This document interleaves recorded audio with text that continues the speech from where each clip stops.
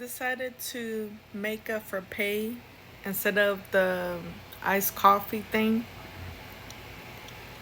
It's really good. As a matter of fact, my sister mentioned banana bread coffee, and I'm like, you know what? This actually tastes more like a banana bread coffee than that coffee smoothie I was calling it. So yeah, if y'all didn't know, I did made a previous video of how to make banana coffee. It's really good. I recommend to make it at home because it's cheaper. You know what's going in it. You know, it's just it's better. So last night I did my laundry. I started at 9 p.m. because, as y'all know, I'm trying my best to do my laundry between 9 p.m. to 4 a.m. because of slow peak time. And of course, the unfortunate happened, the dryer stopped working.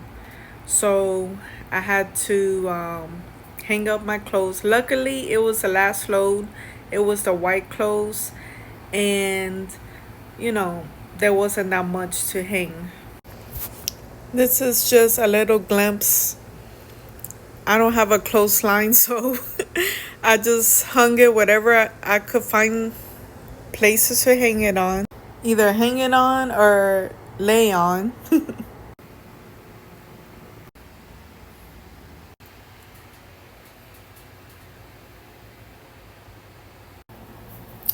So yes, when that happened, I almost wanted to cry because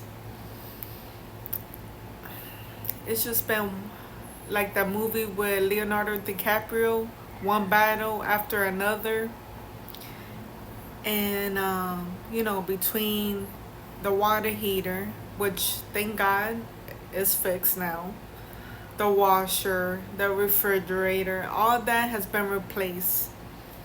Then the deal was fixing the panel, the the breaker box. The we needed a panel there. That was also another adventure, sort of speak.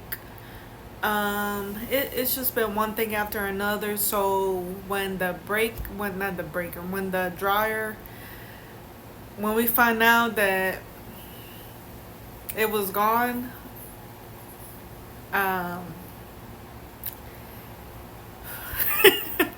I have to laugh because you know I don't cry as much as I used to. Let's just put it that way. There was a time in my life that I would cry, and when I mean cry, I mean I used to cry so hard and scream like I was having a nervous breakdown, a meltdown, and I probably was. I probably was and didn't know it. But yeah, there was a moment of silence, and yeah, that's all I have to say for right now.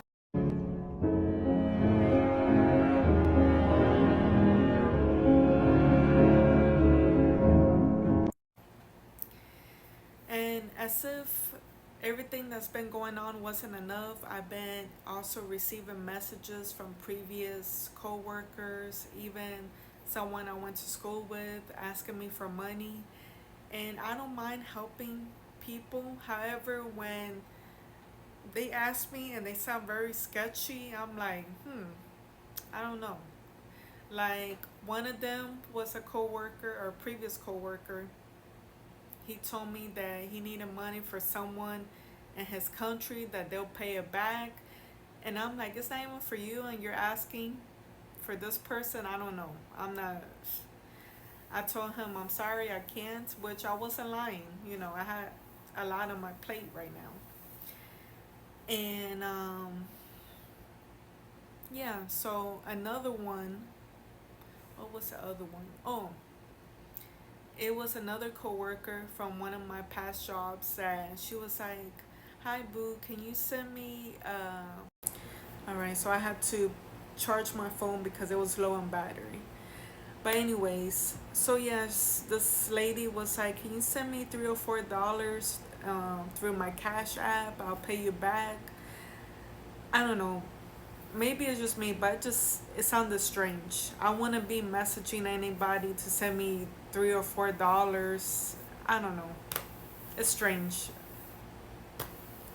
If anything, if I needed just $3 or $4, I would look around, see, can I borrow $1 here or $2? But like, I don't know. I feel like that's more achievable, right? Like $3 or $4, but then on top of that, Cash App me, and I've been hearing a lot of people doing fraud through Cash App, and I'm like, I don't even do Cash App, but yeah. And then another one was someone that I used to go to school with. That this was really disappointing. Um, it was somebody that I went to school with. I knew his family for a long time. Very good family, they're very united. And he messaged me that since his mom passed, he's been living in a shelter and he's been having it rough. And I'm like, things are not adding up, because how can someone that comes from a really united family be in a shelter? So I contacted a family member from his, and it was confirmed that he likes to make up stories and make people feel bad so he can get money to get high. And then last but not least, I had a former coworker that told me that he lost his job. Um, his wife also lost her job. They need diapers for one of the kids. And I was honest with him. I said, look, my mom had open heart surgery not long ago. There's a lot going on. I can't. I'm sorry. And then he's like, his message was like, wow, that sucks. Like, I don't know. I couldn't tell someone just like that. That sucks. But yeah, that was it. And I noticed that most of the people who's been sending me messages are males. And I'm like, we need a reset button, because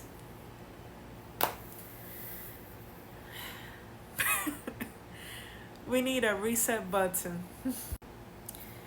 And it's everybody's going through a rough time right now. Everybody. I think the only ones who are not doing so bad, not bad at all, are the billionaires. The billionaires are the ones that has it the best. But for the rest of us, it's about to get more rough, especially with this war with Iran. I've heard of a possible water shortage. Um, I've also heard of possible blackouts. The gas is getting higher with bad quality.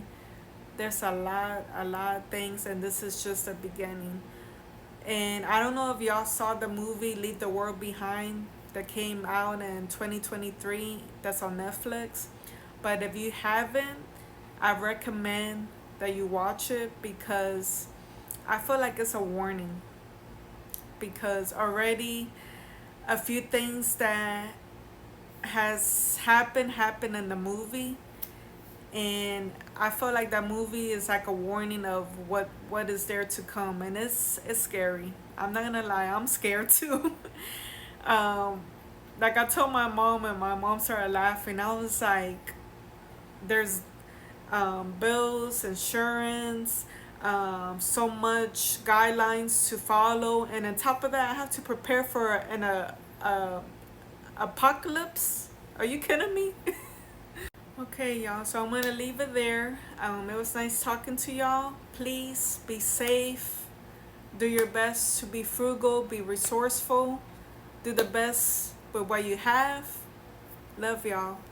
Stay safe.